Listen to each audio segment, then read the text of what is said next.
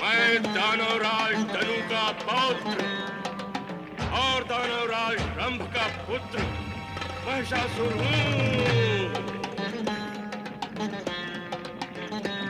महिषासुर का जन्म दानवों की रक्षा व उत्थान के लिए हुआ है। मैं दानवों के प्रति होने वाले अन्याय का प्रतिशोध लूंगा। महिषासुर तीनों लोकों पर दानव साम्राज्य का ध्वज फहराएगा।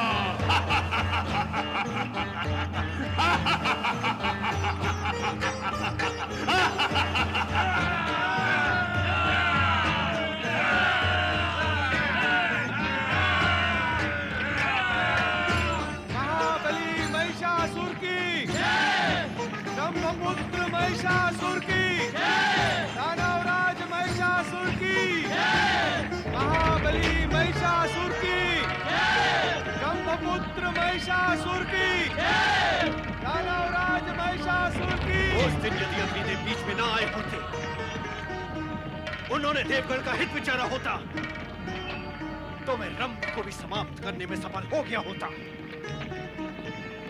यदि रंभ ना होता, तो आज यह महिषासुर भी ना होता देवर्षि। पर अब आई हुई विपदा से तो अब निपटना ही होगा ना देवराज।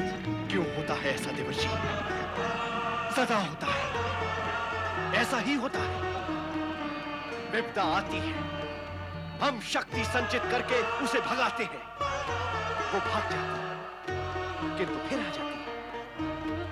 हम दुख कष्ट पीड़ा झेलकर उसे पुनः भगाते हैं, वो पुनः पुनः आ जाती है।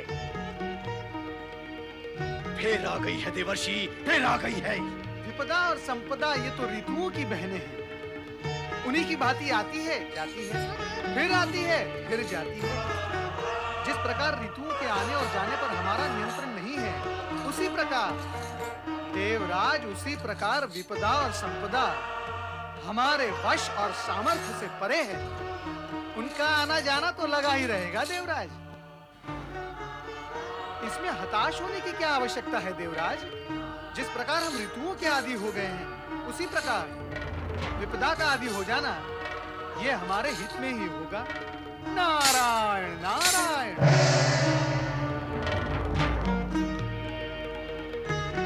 अब क्या होगा देवराज? यही अग्निदेव ने भी सोचा होता कि भविष्य में अब क्या होगा। वे नहीं सोच सके, किंतु अब हमें तो सोचना ही होगा देवराज। महिषासुर को उसकी माता श्यामला ने अग्नि में जन्म दिया है, अर्थात इस दानव की शक्ति में वृद्धि हुई है। दानव शरीर से तो शक्तिशाली होते ही हैं, केवल मन, आत्मा और बुद्धि से ही दुर्बल होती है। किंतु युद्ध तो शरीर ही करता है। और ये दानव महिषासुर स्वर्ग पर अधिकार करने की घोषणा जन्म लेते ही कर चुका है। अर्थात देव दानव युद्ध अवश्य भावी है।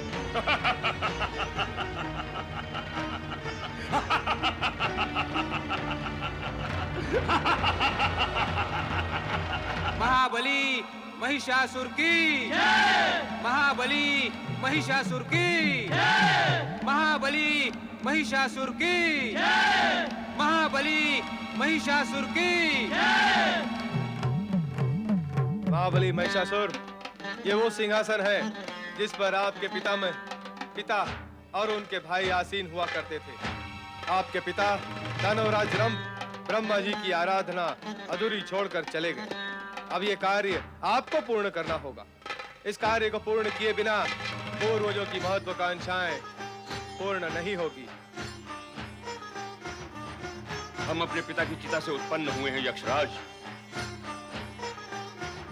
और उनकी आत्मा की प्रतिध्वनि हमारे भीतर गूंज रही है।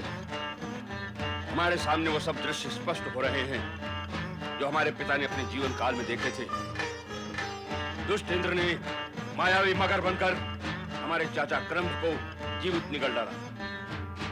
वही इंद्र हमारे पिता का वध करने भी आया था, किंतु अग्निदेव ने उनकी रक्षा की और इंद्र अपने उद्देश्य में सफल नहीं हो सका। इंद्र हमारा सबसे बड़ा शत्रु है, और जब तक हम इंद्र को दंडित नहीं करते, हमारे मन को शांति नहीं होगी। हाँ महाबली, इसमें संदेह नहीं कि इंद्र ने आपके वंश को मिटाने का पूरा प्रयत्न किया था, किंतु विधाता की इच्छा के विरुद्ध वो कुछ कर नहीं सका।